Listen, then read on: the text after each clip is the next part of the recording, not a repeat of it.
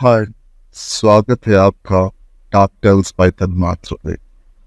आज हम एक ऐसी कहानी बताने जा रहे हैं जिससे आपको डर ही नहीं बल्कि सिरहन महसूस जरूर हो। अगर आपने मेरे चैनल को सब्सक्राइब नहीं किया है तो चैनल को सब्सक्राइब कीजिए और शेयर कीजिए कहानी अपने दोस्तों के साथ। चलिए सुनते हैं आयान की कहानी मेरी जुबानी। सुबह के करीब 9 बजे आयान की आंख खुली तो सिर भारी था। गला सूखा हुआ, कमरे में हवा ठहरी हुई सी।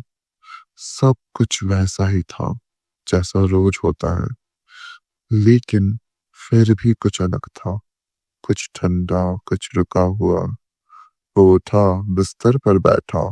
कमरे में खामोशी थी। फिर उसने मोबाइल उठाया। स्क्रीन पर 12% बैटरी। जैसे ही उसने व्हाट्सएप खोला, एक नया मैसेज चमका। गौरव का था। भाई तू ठीक है ना? क्या बकवास भेज रहा है? मैं यहाँ हूँ, इंतजार कर रहा हूँ। कहीं कोई प्रैंक तो नहीं कर रहा है ना? आयान ने आंखें मिचमिचाई। मैंने क्या भेजा? मैंने तो कुछ भी नहीं भेजा। उसने चैट चेक की। सचमुच उसके नंबर से गौरव को वो मैसेज गया था। मैं यहाँ हूँ, इंतजार कर रहा हूँ। आयान का माथा सिकुड़ गया। उसने रिसेंट सेंट मैसेजेस देखे। वो लाइन, मैं यहाँ हूँ, इंतजार कर रहा हूँ, कई लोगों को गई थी, लेकिन कब भेजा, क्यों भेजा, उसे कुछ याद नहीं था। तभी एक नया मैसेज स्क्रीन पर चमका। उसकी माँ का था। हर सुबह लगता है तू बस अगले कमरे में है। तेरी चप्पलों की आवाज अब भी कानों में गूंजती है। आयाम सुन रह गया। दूसरा मैसेज आया। दिशा का था। आज वही जगह से गुजरी जहां पहली बार तूने मेरे लिए गुलाब रखा था। तेरे बिना सब अधूरा सा लगता है दोस्त।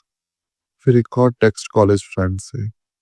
तेरे पुराने मैसेज बार बार पढ़ता हूँ। लगता है तू अब भी जवाब देगा। पता नहीं क्यों आज दिल बहुत भारी है। हर मैसेज जैसे किसी अधूरी बात की गूंज। हर टेक्स्ट जैसी किसी की टूटी याद की चीख। उसी वक्त मोबाइल में एक अजीब सी आवाज। स्क्रीन ब्लैंक हो गई। Battery dead. फोन की स्क्रीन डेट थी। कमरे में अजीब सी चुप्पी फैल गई थी। आग की आंखें बंद थी। वो हिल नहीं पा रहा था। सिर्फ सांसों की गूंज और सन्नाटे में किसी की मौजूदगी का एहसास। धीरे धीरे उसे लगा कोई उसके बेहद करीब खड़ा है। कंधे के पास से हवा गुजरी, जैसे किसी ने झुक कर देखा हो। फिर एक हल्का कंपन और फोन की स्क्रीन पर चार्जिंग का चिन्ह जल उठा। उसने आंखें खोली, मगर कुछ नहीं दिखा। किसी ने फोन को छुआ था। किसी ने चार्जिंग लगाई थी।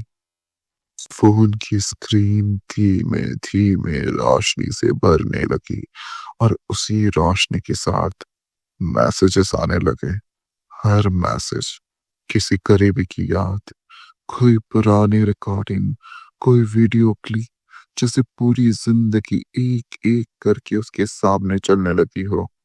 कभी माँ की धीमी लोरी सुनाई देती, जैसे बचपन की किसी रात में वापस ले जा रही हो। कभी दिशा की हंसी के बीच कोई पुरानी कॉलेज ट्रिप की झलक। आयान का चेहरा धूप में मुस्कुराता हुआ। और कभी गौरव की आवाज जो कहता है, अब कमीने तेरे बिना कुछ भी मजा नहीं आता। हर याद किसी और की थी, पर हर याद में वो था आयान। आखिर में एक वीडियो ऑटो प्ले हुआ। कोई शेकी फुटेज थी, धुंधली, जैसे बुरे हाथों ने किसी की रिकॉर्डिंग की हो। कैमरा नीचे झुका हुआ था। सिर्फ पैरों की भीड़ दिख रही थी। फिर लकड़ियां, फिर आग की लपटें, आंखों के सामने धुआं। कैमरा एक पल को ऊपर उठा। आवाज पापा की थी, कांपती हुई, टूटी हुई।